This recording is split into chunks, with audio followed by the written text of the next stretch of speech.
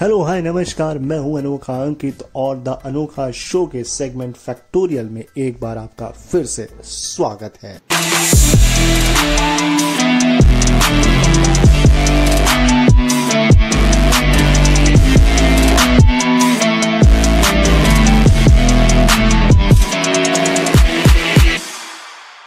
इस वक्त दो शब्द फिजाओं में गूंज रहे हैं, घूम रहे हैं, ट्रैवल कर रहे हैं और चीख चीख कर सवाल भी पूछ रहे हैं और जवाब भी मांग रहे हैं। ये दो करुणामयी शब्द हैं, ईडी और सीबीआई, और ये शब्द विपक्ष के हलक से निकल रहे हैं। अब ये क्यों निकल रहे हैं, इसके लिए आपको थोड़ा पीछे जाने की जरूरत है। बहुत पुरानी हिस्ट्री नहीं है, हरा हरा जख्म है और ये जख्म सबसे पहले मिला आम आदमी पार्टी के उप मुख्यमंत्री मनीष सिसोदिया जी को। कारण आपको पता है, मैं पूरी डिटेल में नहीं जाऊंगा। ज्यादा डिटेल जाननी है तो आप थोड़ा रिसर्च भी कर लीजिए। हाँ, और दूसरा है छत्तीसगढ़, जहां पर 2020 का कथित जो है कोयला घोटाला मामला है, जिस पर ईडी जो है वो अक्टूबर 2022 से गजनी बनी हुई, यानी कि बीच बीच में वो जागती है, किसी कांग्रेस के नेता या नौकरशाह को बुलाती है, केबीसी करती है यानी कि तलब या समन करती है और फिर गिरफ्तार कर लेती है। अब यही बात जो है विपक्ष चीख चीख कर बोल रहा है कि भाई सरकार जो है वो उन्हीं नेताओं पर शिकंजा कस रही है जहां पर जिन राज्यों पर विपक्ष अपनी सरकार चला रहा है। लेकिन ये बात नई नहीं है।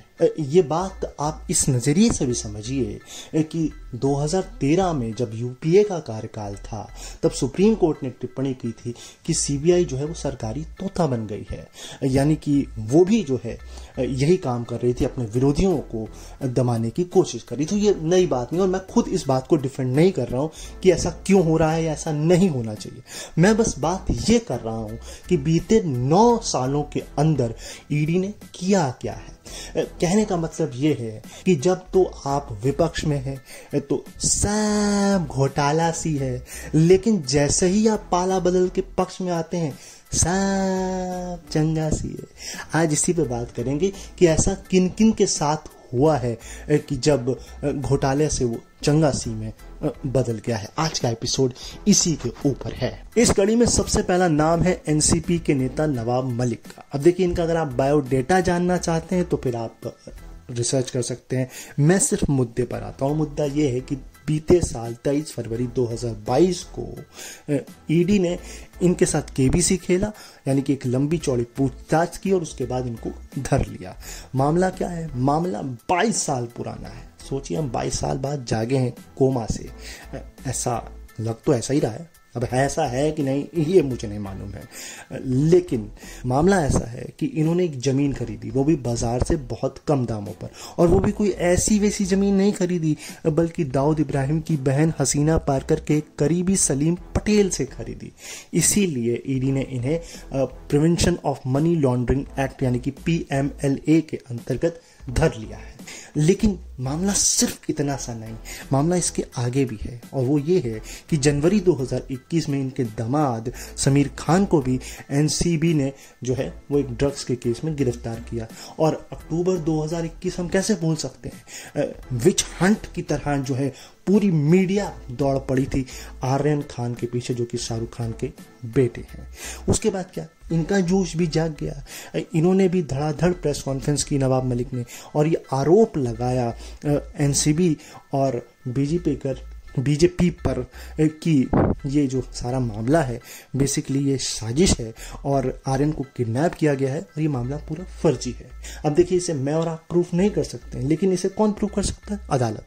और अदालत ने सबूतों के अभाव में आर्यन को बीते साल बरी कर दिया और समीर खान को भी जो है वो जमानत दे दी। लेकिन खुद ये बेचारे जो हैं वो अभी जेल में पड़े हुए हैं और अपनी खराब सेहत का हवाला देते हुए जमानत की अर्जी लगा रहे हैं। जब तक मैं ये पॉडकास्ट रिकॉर्ड कर पा रहा हूं तब तक तो इन्हें जमानत नहीं मिली है।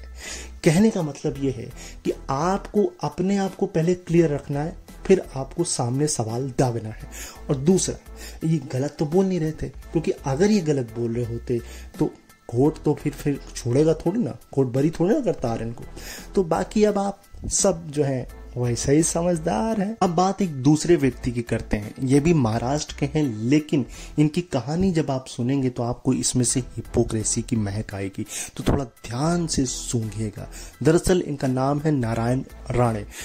ये पहले शिवसेना और कांग्रेस में भी रह चुके हैं और साल 1999 में जब बीजेपी और शिवसेना का गठबंधन था उस वक्त ये कुछ समय के लिए महाराष्ट्र के सीएम भी रह चुके हैं। कहानी ये नहीं है, कहानी की शुरुआत होती है साल 2016 में, जब बीजेपी के पूर्व सांसद किरीट सोमैया इन पर आरोप लगाते हैं मनी लॉन्ड्रिंग का, और बकायदा उस समय ईडी के तत्कालीन जॉइंट डायरेक्टर सत्यव्रत कुमार को चिट्ठी लिखते हैं और कहते हैं कि इनके और इनके परिवार के बिजनेस की जांच होनी चाहिए। इन पर 300 करोड़ की मनी लॉन्ड्रिंग का आरोप लगता है।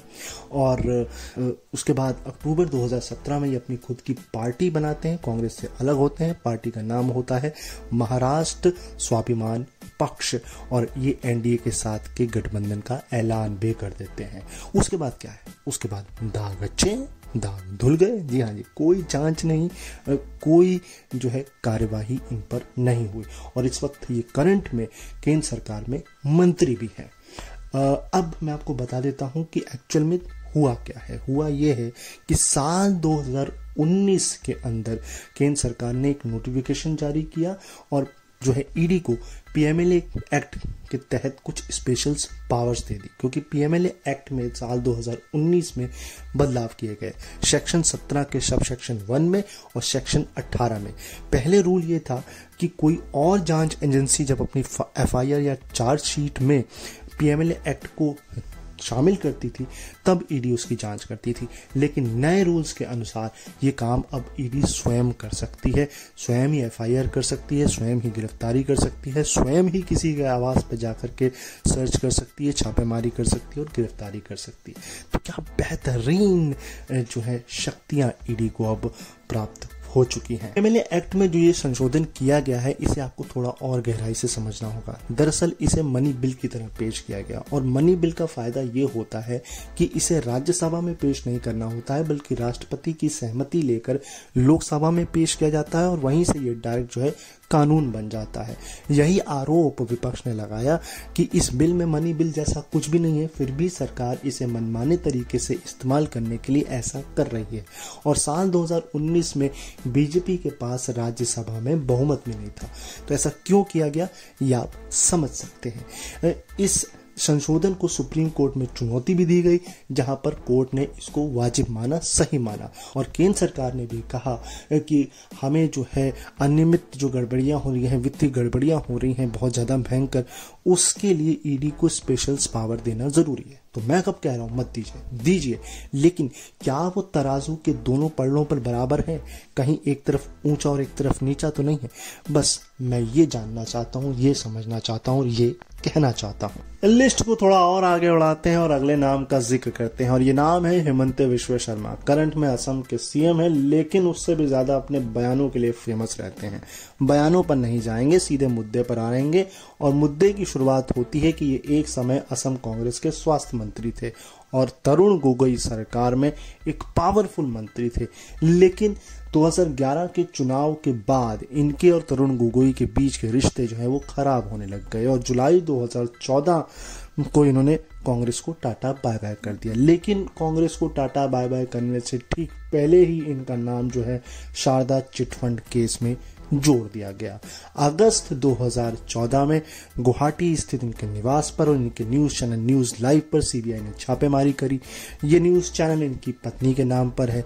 नवंबर 2014 में कोलकाता के सीबीआई ऑफिस में इनके साथ केबीसी खेला गया, यानी कि एक लंबी चौड़ी पूछताछ की गई, और जनवरी 2015 में गुवाहाटी हाई कोर्ट ने इस पूरे मामले की जांच के आदेश सीबीआई को देने का आदेश दे दिया, और अगस्त 2015 में ये बीजेपी में शामिल हो गए। अगर उस वक्त की मीडिया रिपोर्ट्स के दावे को माने, जो कि उस समय मीडिया रिपोर्ट्स में ये दावा किया गया कि हेमंत बिश्व शर्मा ने शारदा ग्रुप के मालिक और इस पूरे प्रकरण के मुख्य अभियुक्त सुदीप्तो सेन से हर महीने 20 लाख रुपए लिए हैं या मांगे हैं, ताकि वह राज्य में अपना जो है कारोबार वो सुचारू रूप से चला सकें। ऐसा मैं नहीं कह रहा हूं, ऐसा मीडिया रिपोर्ट्स ने दावा किया है। असम कांग्रेस फरवरी 2019 में जागती है और उस असम कांग्रेस के नेता हैं या यूं कहें मंत्री हैं, नेता ही कहेंगे, प्रद्योत, उन्होंने प्रेस कॉन्फ्रेंस करी और ये आरोप लगाया कि हेमंत विश्व शर्मा के बीजेपी में शामिल होने के साथ ही असम में इस शारदा चिटफंड केस की जांच को रोक दिया गया है। और वाकई में ये बात नहीं मालूम है कि जांच अब तक कहां पहुंची है और सीबीआई ने हेमंतों के बीजेपी में शामिल होने के बाद कितनी बार या एक भी बार उनसे कोई पूछताछ की भी है या नहीं की है। अब हम अपनी गाड़ी को असम से पश्चिम बंगाल की तरफ ले चलते हैं और यहाँ पर हम बात करेंगे टीएमसी के महासचिव और ममता बनर्जी के भतीजे अभिषेक बनर्जी की। बीते साल अगस्त महीने में इन्हें कोयला चोरी के एक मामले में ईडी ने पूछताछ के लिए बुलाया। ये तीसरा मौका था जब इन्हें कोलकाता के ईडी ऑफिस में बुलाया गया। करोड़ों के कोयले के इस गैर कानूनी मामले की जांच ईडी और सीबीआई दोनों मिलकर कर रहे हैं। 19 मई 2022 को सीबीआई ने अपनी चार्जशीट दायर की, 41 लोगों को अभियुक्त बनाया, लेकिन सरप्राइज, इसमें अभिषेक बनर्जी का नाम ही नहीं है। दरअसल ये मामला नवंबर 2020 का है, जब ईस्टर्न कोलफील्ड लिमिटेड के विजिलेंस विंग को पश्चिम बीरभूम में कोयले की चोरी के प्रमाण मिले, जिसके साक्ष्य के आधार पर इन्होंने एफआईआर दर्ज कराई। आरोप यह है कि इस कोयले की खदान में गैर कानूनी तरीके से तड़के ही कोयला खनन जो है करके वो बोरियों में भर के ट्रकों और साइकिल में भर के चोरी किया जा रहा था। लेकिन इस पूरे मामले में पॉलिटिक्स कहाँ आती है? पॉलिटिक्स की शुरुआत होती है 2021 में, जब पहली बार अभिषेक बनर्जी और उनकी वाइफ को ईडी जो है वो पूछताछ के लिए बुलाता है। और ये बात है पश्चिम बंगाल विधानसभा चुनाव से ठीक पहले की, जो 2021 में हुए थे। यही वजह है कि ममता बनर्जी ने ये बोला था कि ये बीजेपी का जो समन है ये एक डराने की नाकाम कोशिश है और इस केस में अभी भी जांच चल रही है। अभी हमारे पश्चिम बंगाल का सफर पूरा नहीं हुआ है, क्योंकि हमें बात करनी है शुभेंदु अधिकारी की। दिसंबर 2020 में इन्होंने टीएमसी से नाता तोड़ा और विधानसभा चुनाव से पहले ये 2021 में बीजेपी में शामिल हो गए। अब आते हैं कट टू बैक 2014 में। यहाँ पर एक सैमुअल मैथ्यू नाम के पत्रकार ने स्टिंग ऑपरेशन किया और ये दावा किया गया कि टीएमसी के कई नेता जैसे कि शुभेंदु अधिकारी, मुकुल रॉय, फिराज हकीम जैसे कई अन्य नेताओं ने कैमरे पर रिश्वत लेना कबूल किया है। इस पूरे मामले को नारदा स्टिंग ऑपरेशन का नाम जो है वो दिया गया। अब आ जाते हैं कट टू मई 2021 में। पश्चिम बंगाल में टीएमसी की जीत होती है और इस जीत के ठीक बाद सीबीआई जो है वो टीएमसी के 4 नेताओं को गिरफ्तार करती है। इसमें फिराज हकीम जो कि टीएमसी के कैबिनेट मंत्री हैं और पश्चिम बंगाल के पंचायत मंत्री सुब्रतो मुखर्जी को जो है वो गिरफ्तार किया जाता है। फिर आ जाते हैं पिछले साल सितंबर में। यहाँ ईडी एक चार्जशीट दायर करती है और इसमें जो है जो नाम शामिल करती है उसमें आपका फिराज हकीम, सुब्रतो मुखर्जी और टीएमसी के जो है विधायक मदन मित्रों और टीएमसी के पूर्व नेता सोमन चटर्जी का नाम भी है। ये वही सोमन चटर्जी हैं जिन्होंने पहले जो है टीएमसी छोड़ी और उसके बाद जो है विधानसभा चुनाव से ठीक पहले बीजेपी ज्वाइन की, लेकिन अपनी मनपसंद की सीट ना मिलने के बाद इन्होंने बीजेपी को छोड़ दिया। लेकिन इस पूरे चार्जशीट में ना ही शुभेंदु अधिकारी का नाम है और ना ही मुकुल रॉय का। ये दोनों इस वक्त जो है वो बीजेपी में है और नेता हैं, और बल्कि कैमरे पर शुभेंदु अधिकारी ने 5 लाख और मुकुल रॉय ने 15 लाख लेना जो है उसके लिए वो राजी हुए थे। अब बात कुछ आंकड़ों की भी कर लेते हैं, क्योंकि बिना आंकड़ों के मुझे तो कुछ अच्छा नहीं लगता है। बीते साल मार्च में लोकसभा में वित्त मंत्रालय ने यह जवाब दिया कि ईडी ने यूपीए के कार्यकाल में यानी कि 2004 से 2014 के बीच 112 जगहों पर रेड मारी और 5,346 करोड़ की संपत्ति को जब्त किया। वहीं 2014 से 2022 के एनडीए के कार्यकाल में इन्होंने 3,010 जगहों पर रेड मारी और लगभग 1 लाख करोड़ की संपत्ति को अटैच किया। वहीं बीते साल इंडियन एक्सप्रेस ने ये बताया कि राजनेताओं के खिलाफ ईडी की कार्रवाई पिछले 8 सालों में 4 गुना बढ़ी है। इसे आप आंकड़ों से समझिए कि 2014 से 2022 के बीच 121 राजनेताओं के खिलाफ ईडी कार्रवाई कर रही है। इसमें से 115 विपक्ष के हैं, यानी कि 95%। अगर इसे यूपीए के कार्यकाल से कंपेयर करेंगे तो उस वक्त 26 राजनेताओं पर ईडी कार्रवाई कर रही थी, इसमें से 14 विपक्ष के थे। लेकिन दिसंबर 2022 में लोकसभा में सरकार ने एक सवाल के जवाब में ये बोला कि हमारे पास विधायकों और सांसदों को लेकर ऐसा कोई डाटा उपलब्ध नहीं है, हम आम और राजनेताओं के केस को अलग अलग नहीं देखते हैं। अच्छी बात है, देखना भी नहीं चाहिए, क्योंकि सब कोई आम है और सब कोई खास है। मगर यहाँ बात आम और खास या आम और राजनेता की नहीं, बल्कि बात यहाँ पर पक्ष और विपक्ष की हो रही है। अब थोड़ी बात सीबीआई की भी कर लेते हैं। इसमें अगर आप 2004 से 2014 के आंकड़ों को देखेंगे तो 72 नेता जो हैं वो सीबीआई के रडार पर थे, जिसमें से 43 विपक्ष के थे, यानी कि 60%। अब इसे आप 2014 से 2022 में कंपेयर करेंगे तो 124 राजनेता जो हैं वो सीबीआई के रडार में हैं, जिसमें से 118 विपक्ष के हैं, यानी कि एक बार फिर 95%। और इस सीबीआई वाले केस पर मैंने ऑलरेडी एक पॉडकास्ट बना रखा है, आप उसे भी जाकर चेकआउट कर सकते हैं। इस वक्त कुछ ऐसा माहौल चल रहा है या बनाने की कोशिश की जा रही है कि यदि आप किसी एक भ्रष्ट व्यक्ति के मात्र सिर्फ दोस्त हैं, इससे ज्यादा कुछ नहीं है, फिर भी आपको भ्रष्ट माना जा सकता है। यहाँ ये मेरे कहने का कतई मतलब नहीं है कि जो दूसरा व्यक्ति दोस्त है वो भ्रष्ट नहीं हो सकता है, वो हो भी सकता है, लेकिन ये बताएगा कौन, इसे प्रूव कौन करेगा? न मैं न आप, इसे अदालत ही प्रूव कर सकती है।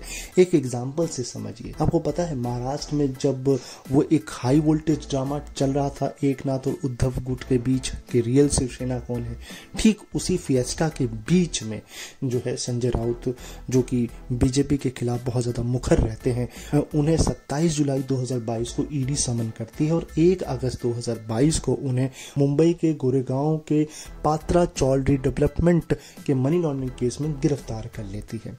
अब ये जो पात्रा रिडेवलपमेंट का जो काम है वो गुरु आशीष कंस्ट्रक्शन प्राइवेट लिमिटेड जो है वो महाराष्ट्र हाउसिंग डेवलपमेंट अथॉरिटी के साथ मिलकर कर रही थी। ईडी का ये कहना है कि जो गुरु आशीष कंस्ट्रक्शन है ये basically housing development infrastructure limited की सहायक कंपनी है। लेकिन यहाँ पर आप कंफ्यूज मत होइएगा, ये 2 अलग अलग कंपनी है। महाराष्ट्र हाउसिंग जो डेवलपमेंट है वो अलग है और ये जो हाउसिंग डेवलपमेंट इंफ्रास्ट्रक्चर है ये अलग कंपनी है, ये 2 एक कंपनी नहीं है। और एचडीआई क्या वो कंपनी है जिसकी जांच जो है वो पंजाब महाराष्ट्र कॉर्पोरेटिव बैंक के 4,300 करोड़ के फ्रॉड केस में चल रही है। ईडी का ये कहना है कि एचडीआई ने करोड़ों रुपए जो है वो प्रवीण राउत के खाते में ट्रांसफर किया। प्रवीण राउत जो है वो संजय राउत के करीबी है। लेकिन नवंबर 2022 में जब एक मुंबई की सेशन कोर्ट ने इस पूरे मामले को सुना, इसके सबूतों को सुना, इनके साक्ष्यों को सुना, तो कहा ठीक है, प्रवीण राउत पर तो भ्रष्टाचार के आरोप सिद्ध हो सकते हैं या किए जा सकते हैं या हो भी जाएंगे, लेकिन संजय राउत को आपने जबरदस्ती गिरफ्तार किया, उन्होंने जमानत दे दी। अगर इसे आप किसी और टॉपिक पर जाकर देखेंगे, आप समझ गए मेरा इशारा कहाँ है, तो मुझे और आपको जो है वो या तो यूएपीए लग जाएगा या सेडिशन लग जाएगा। मेरा बस इतना सा कहना है। अब मैं आपसे 2 नेताओं का जिक्र करने जा रहा हूँ। इनका पुराना इतिहास और वर्तमान की कहानी जानकर आप चौंक जाएंगे। दरअसल एक वक्त में इनका संबंध जो है वो उद्धव गुट से था और अब एकनाथ शिंदे गुट से है। तो ये कहानी इन्हीं दोनों गुट के बीच की है। दरअसल पहले है अर्जुन खोटकर, ये 2016 से 19 के बीच बीजेपी शिवसेना में मंत्री रह चुके हैं, लेकिन ईडी इन पर जो है वो महाराष्ट्र कॉर्पोरेटिव बैंक घोटाले की जांच कर रही है और जून 2022 में ईडी ने इनके आवास पर छापा मारा और 78 करोड़ की संपत्ति जब्त कर ली। अब जब जुलाई में ये ट्रांसफर हो रहा था, जब ये एकनाथ गुट में जा रहे थे, तब इन्होंने कहा था कि वो हालात के हाथों मजबूर हैं। अब ये बात उन्होंने क्यों कही ये तो वही बता सकते हैं, लेकिन इसके बाद इस जांच की कार्रवाई कहां तक पहुंची इसका कोई अता पता नहीं है। दूसरी है भावना गवली। अब इनके जो है वो महाराष्ट्र में कई जो है वो डिग्री कॉलेजेस हैं और इन पर जो है वो पैसे की हेर फेर का जो है मामला है और ईडी जो है इन पर मनी लॉन्ड्रिंग के केस की जो है वो जांच कर रही थी। हाँ जी, कर रही थी, मैंने बोला है।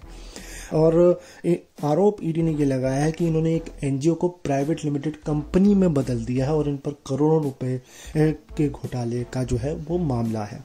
अब ये भी जो है वो एक नाथ गुट में शामिल हो गए और इसके बाद इस मामले में ईडी ने अब तक क्या कार्रवाई की है, कुछ की है या नहीं की है, इसका कुछ अता पता नहीं है। अब बात नेशनल हेराल्ड केस की कर लेते हैं। इसमें सोनिया गांधी और राहुल गांधी का नाम शामिल है।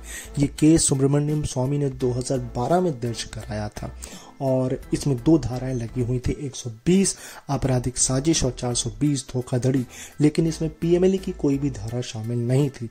फिर भी ईडी ने इस तर्क के आधार पर इसकी जांच शुरू की कि इसमें आईटी विभाग की चार्जशीट दायर है और ये 2 अलग अलग धाराएं हैं। इस आधार पर वो इसकी जांच कर सकता है, जबकि ये मामला 2019 से पहले का है और 2019 से पहले ईडी उन्हीं मामलों की जांच कर सकता था जिसकी एफआईआर में पीएमएलए की धाराएं लगी हों। लेकिन रूल अब बदल चुके हैं, वक्त बदल गया, हालात बदल गए और सब चंगा सी हो गया। सवाल ये उठता है कि ईडी की शक्तियां इतनी ज्यादा बड़ी कैसे? तो इसके लिए हम केवल बीजेपी को जिम्मेदार नहीं ठहरा सकते हैं, यानी कि एनडीए को जिम्मेदार नहीं ठहरा सकते हैं। इसमें यूपीए का भी उतना ही हाथ है। यानी कि इस संशोधन से पहले अगर हम आतंकवादी संबंधी मामलों को साइड कर दें तो मनी लॉन्ड्रिंग के केस उसी मामले में दर्ज किए जाते थे जिसमें 30 लाख या 30 लाख से अधिक की संपत्ति का हेर फेर हो। लेकिन यूपीए ने 2013 में इसमें संशोधन किया और इस सीमा को खत्म कर दिया, यानी कि अब रकम जितनी भी कम हो वो इस जांच के दायरे में आ सकती है। यही वजह है कि 2012 तक देश में सिर्फ 165 ही मनी लॉन्ड्रिंग के केसेस थे। अब इसमें 2019 में तो शक्तियां इतनी ज़्यादा बढ़ा दी गई कि अब तो ये स्काई रॉकेट हो चुकी हैं। जैसे कि सेक्शन 45 में ये जोड़ दिया गया कि ईडी किसी भी व्यक्ति को बिना किसी वारंट के जो है वो गिरफ्तार कर सकती है।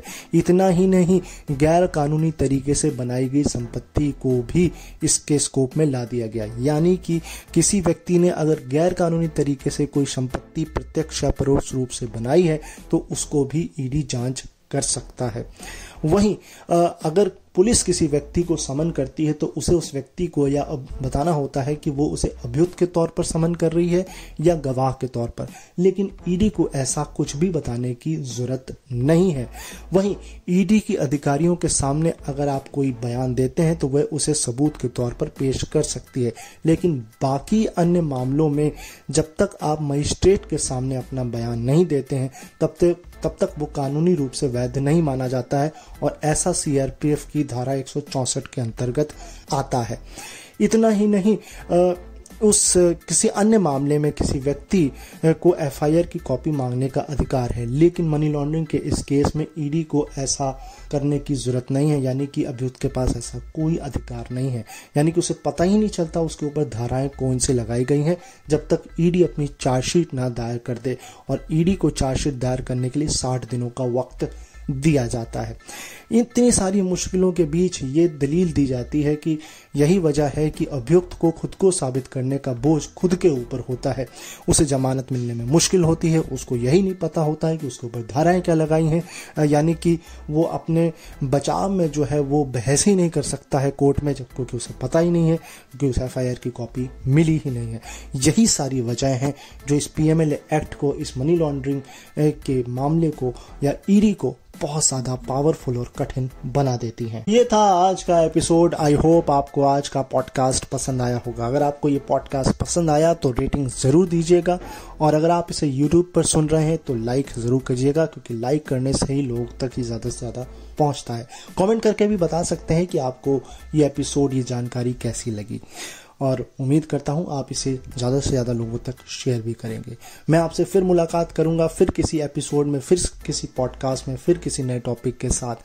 तब तक अपना ख्याल रखिए, मुझे अपने दिलों में याद रखिए और सुनते रहिए द अनोखा शो।